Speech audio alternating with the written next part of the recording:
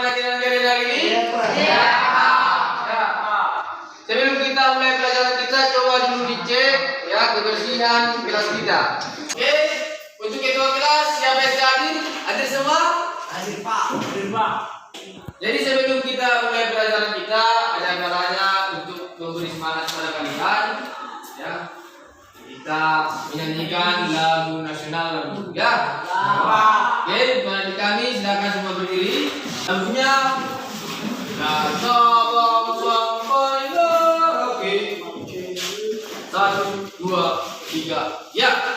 Bangsa sampai Merauke, berjalan pulau-pulau, saling menyambung menjadi satu, menjunjung tanah airku, tanahku Indonesia. Oke, silakan duduk. Siapa dulu yang memimpin doa? Silakan. Pramuja. Silakan. Mari kita berdoa menurut agama dan kepercayaan kita masing-masing. Doa dimulai. Puji syukur Kau panjatkan kehadiran-Mu ya Tuhan, di mana pada siang hari ini kami dapat berkumpul di kelas kami dengan siap belajar. Ya Tuhan, kami anak-Mu penuh dari dosa, hapuskanlah segala dosa-dosa kami agar kami layak menjadi anak-Mu. Terima kasih ya Tuhan, amin. Teman sebelumnya sudah dijelaskan bahwa hari ini, pembelajaran hari ini kita akan mempresentasikan hasil produk kita. Ya kan? Ya, silakan anak kami hasil produknya dipresentasikan. Silakan. Dari kelompok, coba ya Bang pilih. Ini aja. Ya, silakan. Jawab berapa ini? Satu ya, silakan. Jawab satu mulai. Yang lainnya dengarkan, berikan.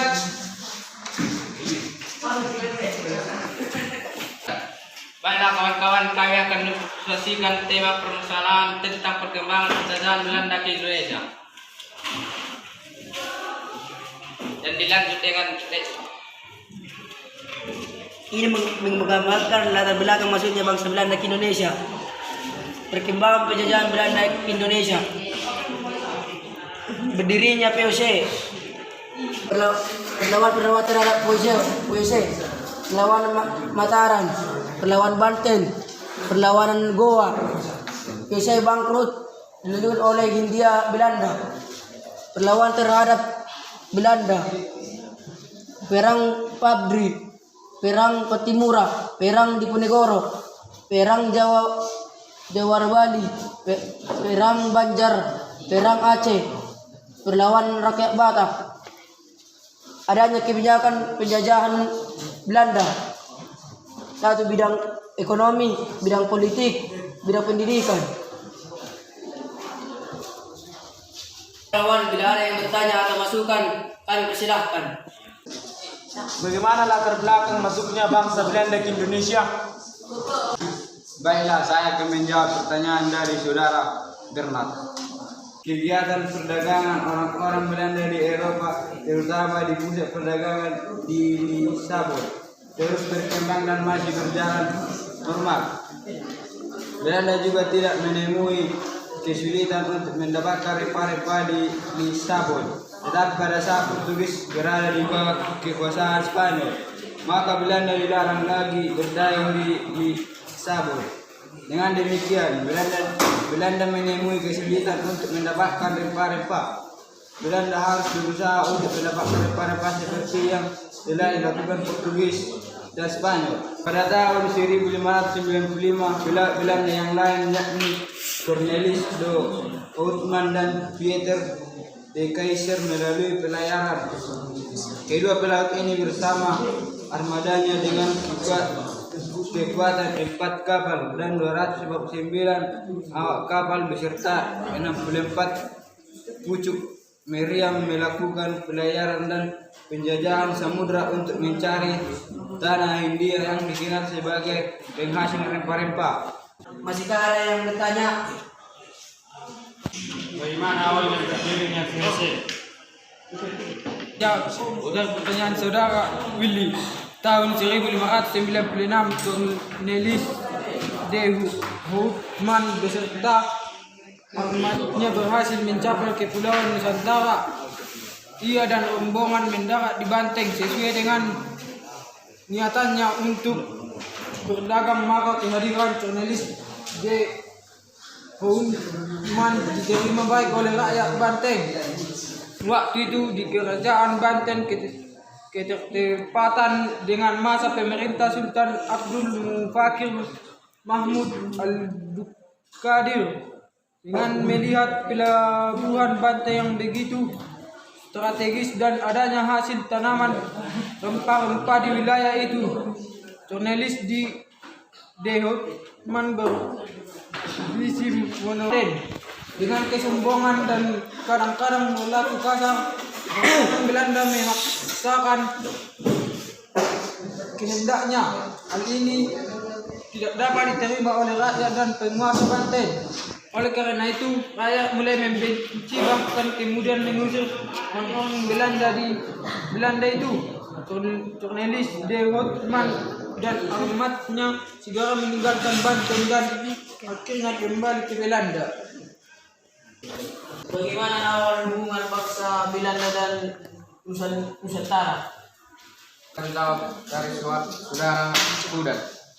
Terkait dengan itu, maka pemerintah dari Parlemen Belanda atas tatan General pada 1598 mengusulkan agar antar konsi dagang Belanda kerjasama membentuk sebuah perusahaan dagang yang lebih besar. Usulan ini baru terrealisasi 4 bulan berikutnya, yakni pada 20 Maret 1602. Secara resmi dibentuklah Persekutuan Kongsi Dagang Belanda di Nusantara sebagai hasil fusi antar kongsi yang telah ada. Kongsi Dagang Belanda ini diberi nama Frontier India Timur Indian Company atau VOC, atau dapat disebut dengan Perserikatan Maskapai Perdagangan India Timur atau Kongsi Dagang India Timur. VOC secara resmi diberikan di Amsterdam. Baiklah kawan-kawan, hanya inilah hasil diskusi kami. Sekian dan terima kasih. Silakan. Pemilihan kelompok 2, silakan. Kami akan mempresentasikan hasil produk kami. Ini jalan raya Pos Anyer Panarukan tahun 1808 dan ini dampak ekonominya. Teksnya akan dibacakan oleh Saudara Pramuja. Kebijakan dalam ekonomi. Pada masa pemerintahan perubahan sistem pemerintahan telah membawa pada perubahan sistem perekonomian tradisional. Dalam sistem modern, tanah-tanah memiliki rasa berubah statusnya menjadi tanah milik pemerintah. Port atau jalan raya pos yang menghubungkan Anyer sampai Penarukan dibuka pada masa dialih pemerintahan Hindia Belanda. Bangunan jalan itu terkait dengan masalah politik yang sedang menimpa pemerintah, seperti masalah keuangan, ancaman Inggris, pemberontakan Banten dan Cirebon, serta banyak musuh-musuh Inggris. Tindakan pembangunan jalan sepanjang 1000 km itu dilakukan dengan kerja rodi. Jika ada masukan atau pertanyaan, kami persilahkan. Kemajuan yang dilakukan oleh bangsa Belanda di Indonesia dalam bidang transportasi. Pembangunan infrastruktur mulai diperhatikan dengan adanya jalur kereta api Jawa Madura. Di Batavia, lambang kemajuan ditunjukkan dengan ada tram listrik yang mulai beroperasi pada awal masa itu. Di samping itu, pemerintah juga melakukan emigrasi sebagai tenaga kerja murah di perkebunan daerah di Sumatera dan lainnya. Jika ada yang mau bertanya lagi, kami persilahkan. Bagaimana bangsa Belanda membangun jalan dari Anyer ke Penarudan?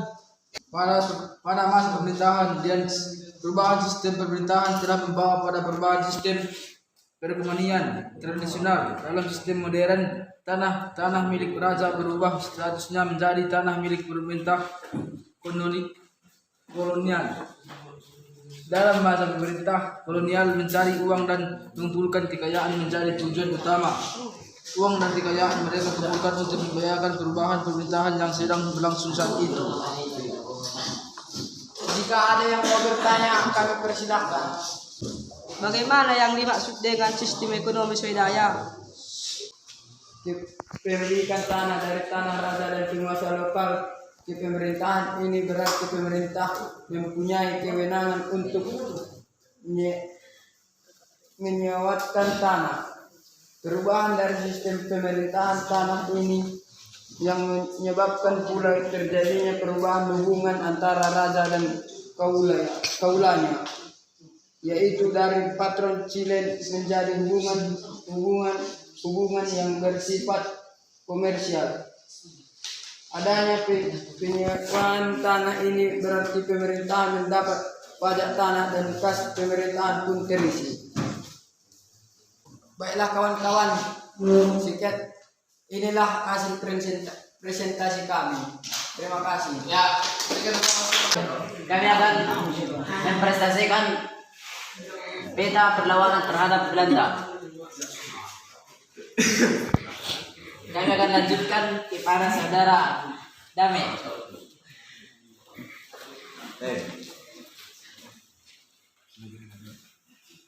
Perlawanan Mataram terhadap Hoce. Perlawanan Mataram. Sultan Agung merupakan raja dari kerajaan Mataram yang sangat menantang adanya Hoce di Jawa. Siapa yang ingin mau bertanya? Bagaimana bentuk perlawanan Banten terhadap VOC?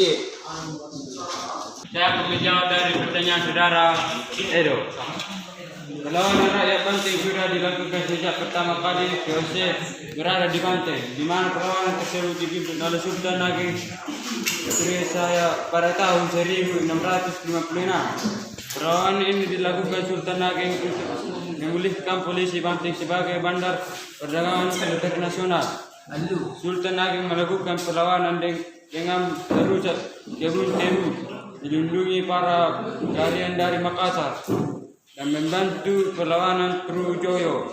Perlawanan Sultan Agung berhasil dilakukan dengan dikuasai berasal kapal VOC dan pos-pos penting VOC. Kawan-kawan silakan mau lagi bertanya. Kami persilahkan. Bagaimana perlawanan yang dilakukan Mataram terhadap VOC? Sultan Agung merupakan raja dari kerajaan Mataram yang sangat menentang adanya VOC di Jawa. Hal ini semakin berkuat dengan sikap VOC yang merasakkan keadaan untuk melakukan monopoli perdagangan yang membuat pedagang Indonesia mengalami kesulitan. Meskipun telah melakukan persiapan yang matang, perlawanan kedua ini tetap menemukan kekalahan. Hal ini karena VOC berhasil membakar ketersediaan suhu makanan tentara Mataram. Apa yang melatar belakang perang Aceh terhadap Belanda? Baiklah, saya akan menjawab pertanyaan dari Suara Beter. Perang Aceh dilatar belakangi Traktat Sumatera 1871 yang menyebutkan bahwa Belanda bebas membebaskan wilayah di Sumatera termasuk Aceh. Hal ini ditentang Teuku Sidikiro, Cut Mutia, Teuku Umar, Cut Nyadien, dan Panglima Polim. Rakyat Aceh berperang dengan jimat sehingga semangatnya untuk melawan Belanda sangat kuat. Untuk menghadapinya, Belanda mengutus Suno untuk meneliti budaya dan karakter rakyat Aceh. Hasil kami sekian dan terima kasih. ya. Produk kami mulai dari tema perkembangan penjajahan bangsa Belanda di Indonesia, lalu peta latar masuknya bangsa Belanda di Indonesia, lalu berdirinya VOC, perlawanan Mataram, perlawanan Banten, perlawanan Goa, kemudian dilanjutkan oleh Hindia Belanda, perlawanan terhadap Belanda, perang Patri, perang Patimura, perang Diponegoro, perang Jagaraga, Bali, Perang Banjar, Perang Aceh, Perang Rakyat Batak. Kemudian kebijakan dampak penjajahan bidang ekonomi, bidang politik, bidang pendidikan. Baiklah kawan-kawan, jika ada yang memberikan pertanyaan, silakan. Bagaimana kebijakan Belanda dalam bidang pendidikan? Itu tidak saja menghasilkan tenaga kerja yang diperlukan oleh negara, tapi juga para sektor swasta Belanda. Kartini memiliki adil dalam mendorong perkembangan sekolah di Indonesia pada masa penjajah Belanda yang sangat kecil kepada penduduk pribumi. Hanya inilah hasil diskusi kami. Sekian dan terima kasih. Ya, jadi inilah hasil produk dari pembelajaran kita hari ini. Ya, kalau Bapak lihat semuanya sudah sangat bagus. Ini bisa nanti kita tempelkan di ruangan kelas kita, ya kan? Ya. Silakan itu dikumpulkan dulu, ya, dikumpul dulu, ya, silakan.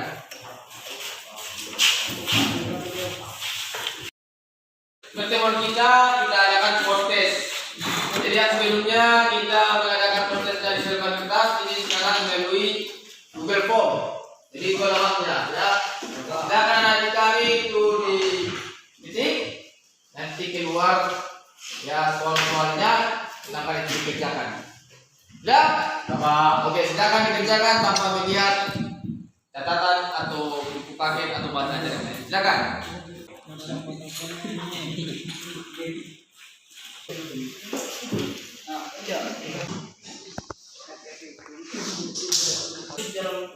Baiklah dari kami, kita sudah mengadakan proses, selesai.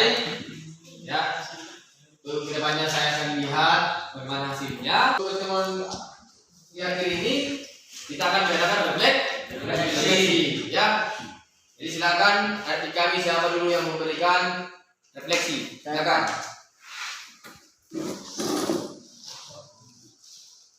Yang saya sudah pelajari Pak, bagaimana proses perkembangan penjajahan Belanda ke Indonesia dan melawan terhadap penjajahan Belanda. Yang belum saya pelajari dampak kebijakan bangsa Belanda bagaimana keluar dari Indonesia Pak. Proses dan pertimbangan serta adanya perlawanan rakyat terhadap penjajahan dan Belanda. Belum tentu dampaknya dan bagaimana nanti Belanda keluar dari Indonesia. Untuk pertemuan selanjutnya kita akan membahas itu, kita akan mempelajari itu.